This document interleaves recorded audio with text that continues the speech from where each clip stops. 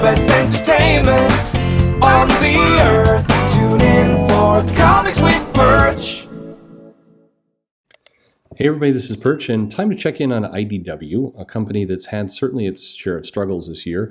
So IDW kind of had the biggest news for the announcement that it lost one of its core licenses, in this case Hasbro, which was Transformers and G.I. Joe. This is a pretty big blow to the company, and they've really been trying to, I would say, recover. I don't know what's the best way to put it. They've been trying to figure out where they were going. Now, they hired Mark Doyle over from DC, who promptly brought in Maggie, who was one of the editors that worked on the Batline with him. And part of the purpose for that, we were told, was to generate a creator-owned original content series at IDW. And it really doesn't take a rocket scientist to figure out why. They had several of their licenses pulled out from under them.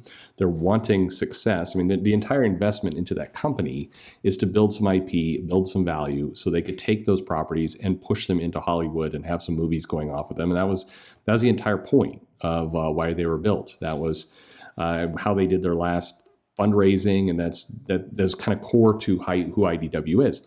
IDW now finds itself in this kind of uncomfortable position that without the licenses, they're really fighting it out amongst Boom and Dark Horse and other companies that arguably maybe even have deeper pockets for some of this stuff.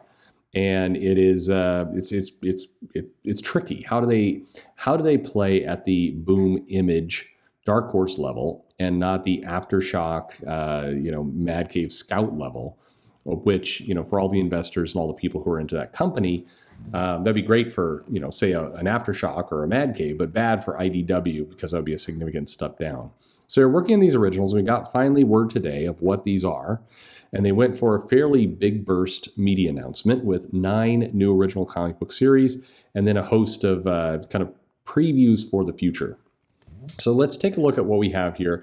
And we'll start off with a quote from Mark Doyle. Doyle says, "A year ago, we gave ourselves a mission to make IDW the destination for premier talent, rising stars."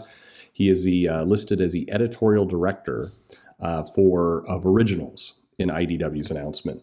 And that this is an unprecedented move in IDW's history. Which I don't deny, but it's also a required move in IDW's history. I mean, that's the key here. But they say that there's been a tremendous team effort to our creative and editorial teams. Everybody at the company developed a stellar slate of original stories. We're having a blast doing it.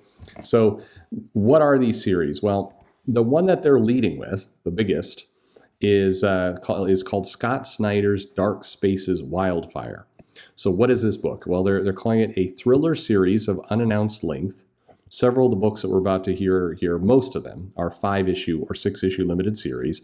Based on what I'm about to read to you, it's hard to imagine this is longer than 5 to 6 issues. It could be 12, I suppose. But anyway, it is listed as Scott Snyder along with art by Hayden Sherman, which follows a group of female inmate firefighters planning a heist of a burning mansion deep in the California hills smoldering from wildfire. So basically you have some female prisoners and they get free somehow. They pose as firefighters and they go to rob a house while California is burning down, which feels absolutely like a season on Netflix, doesn't it? I mean, that's like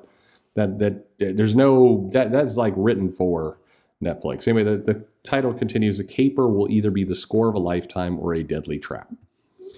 The second series is called Trevilt. It's a 5-issue limited series written by Scott Bryan Wilson, art by Liana Kangas. Introduces Marty Tarantella, a down-on-his-luck loser with a plan to escape lifetime employment in fast food service. His last-ditch scheme sets him on a path to a collision course with a devil-worshipping cult of violent lunatics. That's a lot going on in that series. But anyway, that looks like kind of another heist / loser trying to, get ahead of things. And looks like he's got a reluctant / sassy accomplice in the preview art. Our third comic is called Crashing, and it's a 5-issue limited series written by Matthew Klein, art by Morgan Beam, set in an emergency room filled with casualties of a superhuman war. Dr. Rose Osler faces the most dangerous day of her medical career while trying to stay on her path of addiction and recovery. Probably not stay on the path of addiction, probably stay off off the path of addiction, on the path of recovery. But that would be a wonderful twist in this comic, because she's desperately just trying to stay addicted to whatever she's got. In the little preview art, she looks like she's kind of sad, and she's holding a bottle of pills. But it also doesn't specify if the patients are victims of a superhuman, meaning humans who are caught in the crossfires of a superhuman fight, or the superhumans themselves, or who knows. But anyway, high stress hospital comic. Then we've got Earth Divers, which is one of the only ongoing series listed here. And it's a ongoing series written by Stephen Graham Jones with art by David Gianfilis, which unites 4 indigenous survivors in an apocalyptic near future. The quartet attempt a bloody one-way mission to save their world by traveling back in time to kill Christopher Columbus and prevent the creation of America. The title that is no doubt going to spurn a number of angry videos and comparisons to Zoe Quinn and Vertigo. But anyway, covered by Raphael Albuquerque, so there is that. But this is listed as an ongoing thing, and it's got Book 1, Kill Columbus. Again, these are all stories.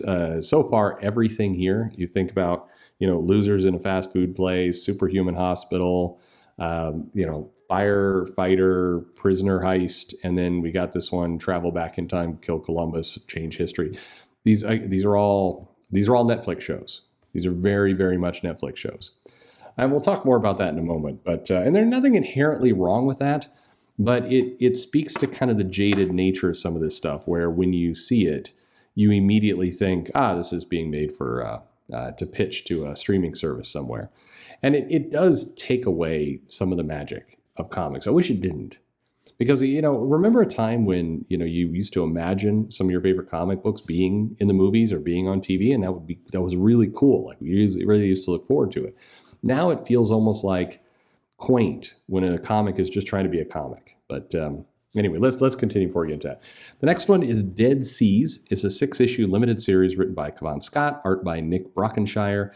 And it lists a cynical convict is transformed into a reluctant hero when trapped on a haunted, sinking prison ship. He must unite the desperate criminals, pirates, and brutal guards and try and escape. It's a lot. It's not just a ship that's sinking. It's a prison ship that's sinking and haunted. Like, it's you got your hands full with that one. So this comic, again, it feels like 12 episodes. Sorry, I need to stop that. Then we got Golgotha Motor Mountain. This is a 5-issue limited series written by Matthew Ehrman and Lonnie Nadler. A little team up there, with art by Ryan Lee. And this comic is about a high-octane redneck motor massacre about 2 meth-cooking brothers who attempt to make it home alive as cosmic alien horrors are hot on their tail. This one seems like it would not be a Netflix pitch, but also, doesn't. Well, anyway. Then we got Arca, and this is a OGN, so this is a one-and-done original graphic novel, and it's written by Van Jensen with art by Jesse Lundgren. And the story features billionaires who leave a dying Earth, i.e., Elon Musk. He doesn't get Twitter, so he heads out. He leaves the dying Earth behind and establishes a luxurious new society in space, but with a labor force of teenage indentured servants. But one girl discovers that the good life promised for their years of servitude was a lie. This comic will end with the rich people being thrown out into space and or blown up, and the teenagers trying to take command of the ship. But, we'll see. Then we got The Sin Bin, a 6-issue limited series written by Robbie Thompson, art by Molly Murakami, starring a washed-up hockey player, Dale Dukes-Dunesk, all right, whose second job during away games, just away games, is monster hunting with his daughter Kat, and along for the hunt in search of her mother's killer. So we got a little hockey plus, adventuring. And then finally, last book here, The Hunger and the Dusk. And this is a 12-issue series written by G. Willow Wilson, art by Chris Wildgoose. This was something that I think Wilson was excited to do for quite some time. Fantasy series upends an age-old conflict between humans and orcs by introducing a new, deadlier species of orc.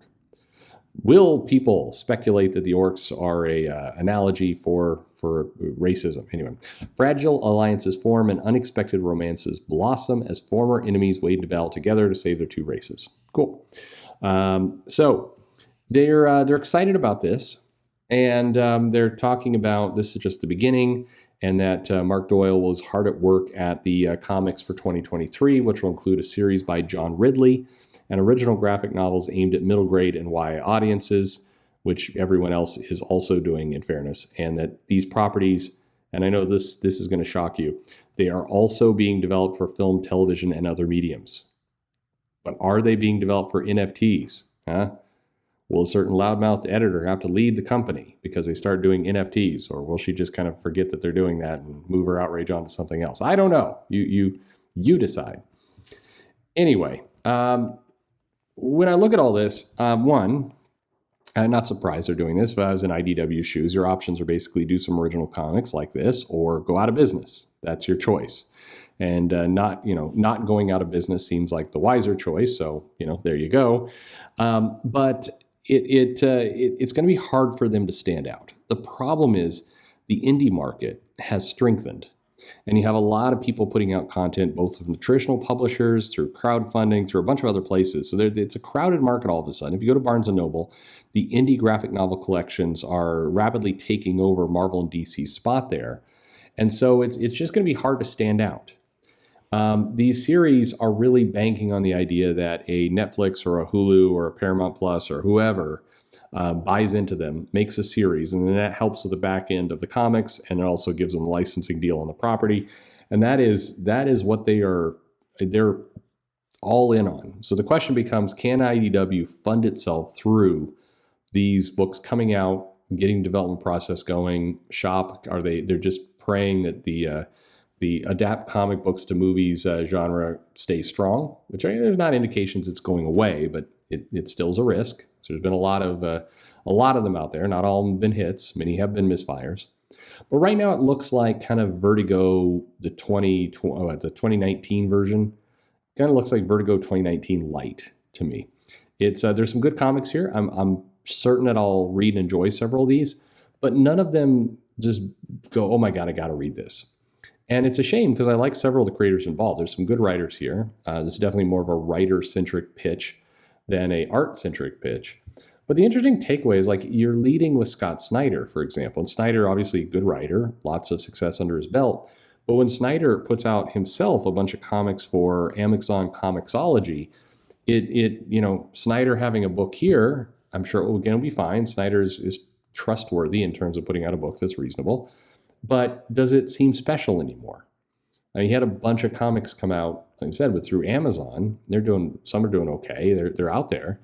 But what makes it special about this one? It's kind of like a publisher getting a Garth Ennis book at this point. I like Garth Ennis. I think he does great, but every publisher gets a Garth Ennis book at some point during its lifespan. So does that move the needle? I like G. Willow Wilson.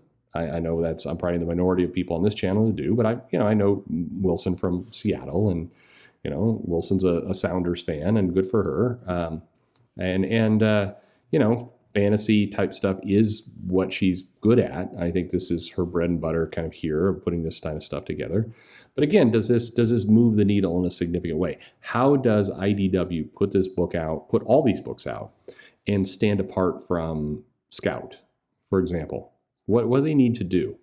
And they're going to need to figure out they need to figure out something to get some real excitement in here, which is going to be tough in today's market. But anyway, thought you'd be interested. 9 new books from IDW. Are you buying any of those? What do you think? How successful will you be? Let me know in the comments below, and thanks for listening.